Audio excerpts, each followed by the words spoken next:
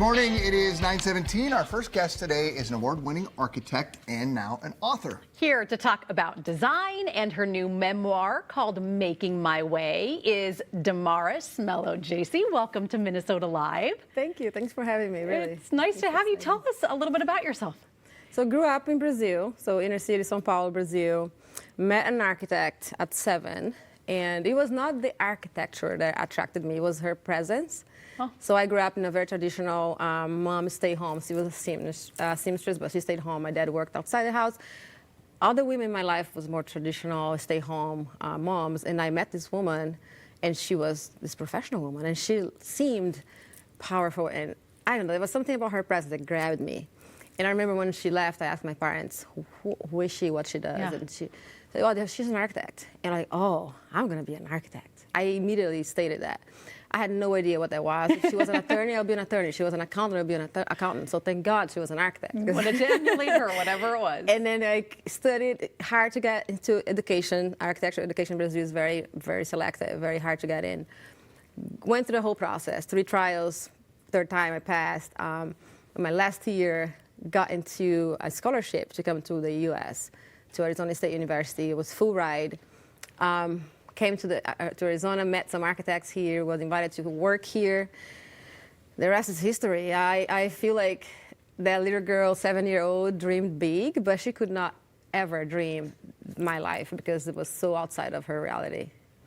So it was after Arizona State that you came to Minnesota? Yeah, so my former spouse, he got a job here in Minnesota, so I moved up to Minnesota. And it was not until 2018 that I started my own firm. So from 2006, when I graduated, until 2018, I was working for other larger firms. And in 2018, I decided to start my own, and now it has been 7 years. Explain the business side of that a little bit. When you were having your own firm, does that mean you can be more selective on the projects that you take on, or what does that mean exactly? Later, yes. My first year it wasn't, because you had to pay the bills, you had to feed the child. But yes, definitely I can do work now that it's more in line with my upbringing, with the value that I bring. But I think when we grow up a certain way, we bring that perspective to what you do. There's no way to avoid it.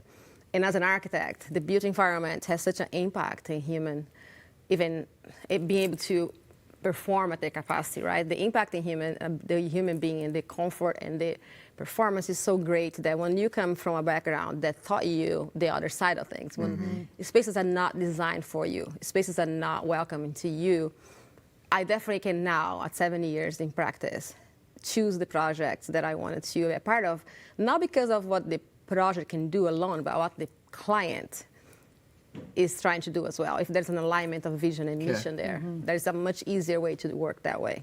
I want to talk about some of the projects that you've done here in the Twin Cities, and like buildings that people may know about as they're driving by. Tell us about the client project for Pride in Living. This is Opportunity Crossing, an apartment building that you did? Yes, it's an affordable housing, 110 family-size units. PPL is our client, our dearest client. And this building was one of those buildings that was created with community. So when our PPL won the RFP for the site, they hired me as an architect, and we had 6-month-long conversation with community without drawing a line. And we understood the community, the needs, the aspirations, the barriers they have had so far for really good quality housing and dignifying housing. And after that, we went back and started drawing. And that building was, it took 5 years to fund, as every good community project that takes. Yeah. But it's one of the most, I think when I drive down 35, I don't think I have ever missed to look, and see. That's really, really cool to like it's super know cool. something. And it's like, a lot I of made things. That. Yeah, right. It's a pride, but it's also this sense of like grounding you, like the responsibility of carrying a community vision. It was huge. You also built the Zanewood Teen Center. Tell us that about one's that. a fun one. It's just open, and we literally just got the photographs done this week. So we might not have the actual photographs from that building, but we had Brooklyn Park, the city, is our client, and we were asked to design with youth and with community, the space that they never had. And I have been waiting for that because really the staff were doing amazing things in a very limited circumstance and spaces. So we met with youth, so we had a lot of fun engaging, and then we went back to the drawing board and started creating this space. And it's a beautiful building. Everybody talks about it as it doesn't look like a rec center or a youth center. It looks something refined, something like a lobby of a hotel. Yeah. And that was the thing. I think that was the message that our clients, Brad and Marcus and Pam, is a love letter to the youth. And to be able to be the, like the there's dry of someplace the special. pen. Yes, and Yeah. it's amazing. It's an amazing space. And when you go there, you see the youth moving around. To me, the first time I walked with the youth around me, I was emotional, to be honest. It was a beautiful thing. You created this understandable, space for them where they With can them, flourish, yeah, where yeah. they can grow. Exactly, and I it's love that. working. It's beautiful to see. And then you have the St. Paul Urban Tennis, which is coming soon. Coming soon, and that one is a hard one because it's exactly the same mission as the Zenwood, youth empowerment through tennis. But it has been really hard to fund. So if you love tennis and if you have some tax liability to deal with, hey, call them. We have been waiting for 3 years already to get this funded. It's a project that will use tennis as a ways of income for the facility to be able to create the programs for the youth. And they work very heavily with the youth in the East Side St. Paul, where they have nothing like that to support them. Will you tell us a little bit about your book?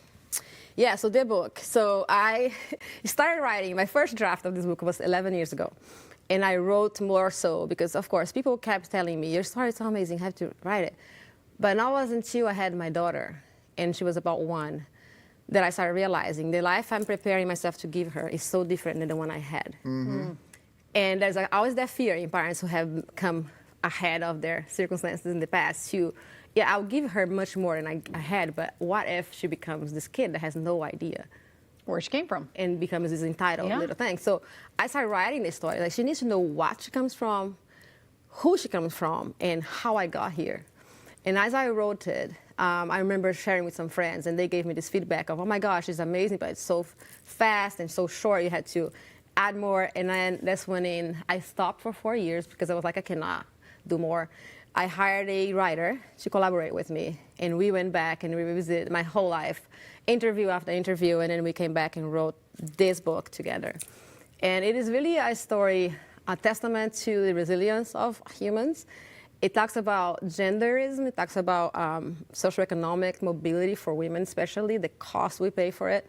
It talks about faith, how I grew up in this religious background that at times was limiting me, and how I was able to separate my faith, my relationships from all those rules and things that was holding me back. And I think so far people have loved it, and I think it has been, to me, such a special moment to realize, wow, it's in the world now. My whole story is in the world.